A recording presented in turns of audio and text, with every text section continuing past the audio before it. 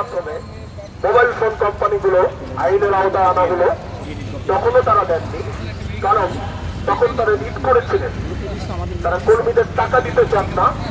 বাংলাদেশের সরকার বলছে, বাংলাদেশের আইন বলছে, টেলিকমিউনিকেশন স্পষ্টভাবে আওতায় আনা হয়েছে আইনের, তারপরও তারা সেই টাকাটা কর্মীদের ন্যায্য পাওনা দিতে চাচ্ছে না।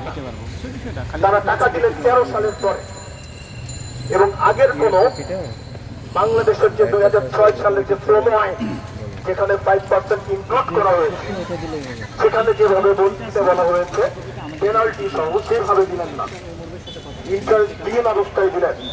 এবং তারা কোর্টে দাবি করলেন যে আমরা 13 সালে সরকার গেজেট পাবলিকেশন করেছে, তারপর থেকেই দিচ্ছি, তার আগে আমরা দিইনি, এটা ঠিক আছে।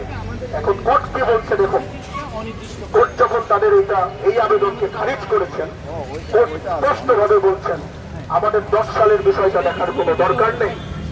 আমরা 6 সালের যে শ্রম আইন, যেখানে 5% দিতে বলা হয়েছে, সেখানে কাদেরকে ইন্ডাস্ট্রিয়াল আন্ডারটেকিং বা এই আইন কাদের জন্য অ্যাপ্লিকেবল সেটা আমরা দেখি। সেখানে কোর্ট স্পষ্টভাবে দেখিয়েছেন যারা মানুষ বা পশু শক্তির সাহায্যে কোন পণ্য উৎপাদন করেন, মানে গার্মেন্টস ফ্যাক্টরি, এর বাইরে আরো বিভিন্ন সেক্টরকে তারা আওতাভুক্ত করেছেন এই আইনে।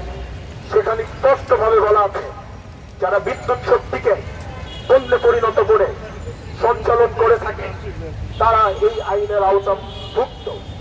কোর্ট বলছে গ্রামীণ ফোন কি করে, গ্রামীণ ফোন তো সেই কাজটাই করে, তাহলে 2006 সাল থেকে তার উপর বলবৎ আছে।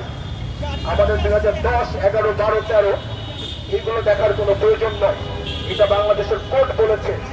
এটা কোর্ট বলেছে 2024 সালেই বলেছে কোর্ট। আপনারা দেখুন এই মামলাটাকে নিয়ে গ্রামীণ ফোন কতদিন ঘোরায়, তো এইভাবে গ্রামীণ ফোন মামলাবাজি করে এরকম লক্ষ লক্ষ উদাহরণ আছে। তো কোনো অ্যাওয়ার্ড যদি গ্রামীণ ফোনের প্রাপ্ত হয় তাহলে সেটা মামলাবাজির অ্যাওয়ার্ড হবে।